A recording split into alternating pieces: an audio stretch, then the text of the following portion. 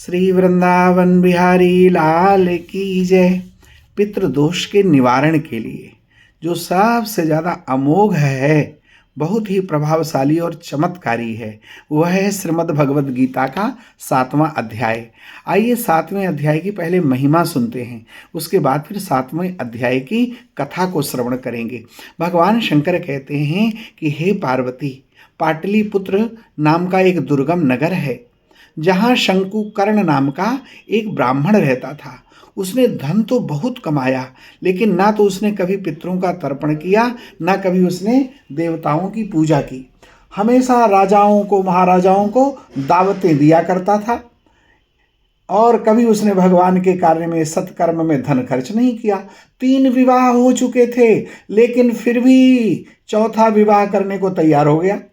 और जब वो बारात चली तो रास्ते में एक जगह जंगल में बारात रुकी, तो वहाँ पर जब उसने विश्राम कर रहा था, उसी समय एक सर्प ने आकर के उस दूल्हे को, शंकुकर्ण ब्राह्मण को डस लिया।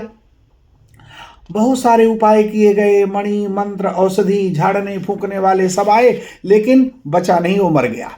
और मरने के बाद सर्प बना, क्योंकि उसका जो चित्त था धन में लगा हुआ था, धन की वासना उसके अंदर भरी हुई थी, इसलिए जो करोड़ों उसने असरफियाँ जमीन में गाड़ रखी थी, वहीं पर वो सर्प बन करके उनकी रक्षा करने लगा।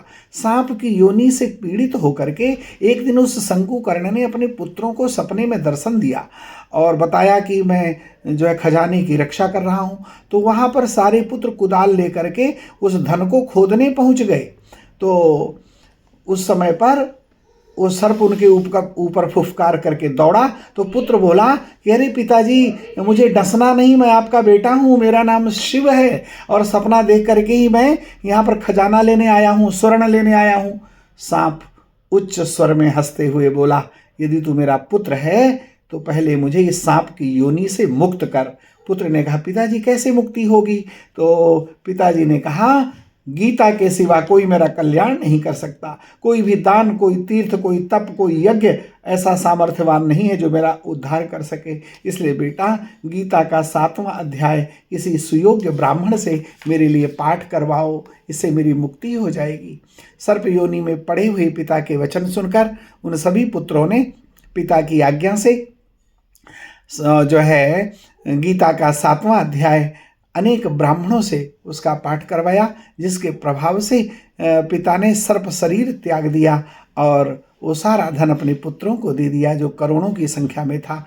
और उसके उपरांत उन पुत्रों ने उस धन को कुआं खुदवाने में, पोखरा बनवाने में, यज्ञ करने में, भगवान के मंदिर में, सत्कर्म में उस धन का सदुपयोग किया। संपत्ति दी है मालिक ने तो धनवानो बनो दानी, कुएं से जल न निकलेगा तो सड़ जाएगा सब पानी।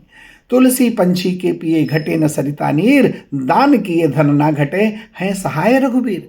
भगवान शंकर कहते हैं, हे पार्वती, ये 7वें अध्याय की महिमा सुनाई है, जिसके श्रवण मात्र से मनुष्य सभी पातकों से, कष्टों से मुक्त हो जाता है। आओ अब 7वां अध्याय ध्यानपूर्वक श्रवण करते हैं। अभी तो महिमा सुनाई गई थी और अब हम आपको 7वें अध्याय की कथा सुनाते हैं।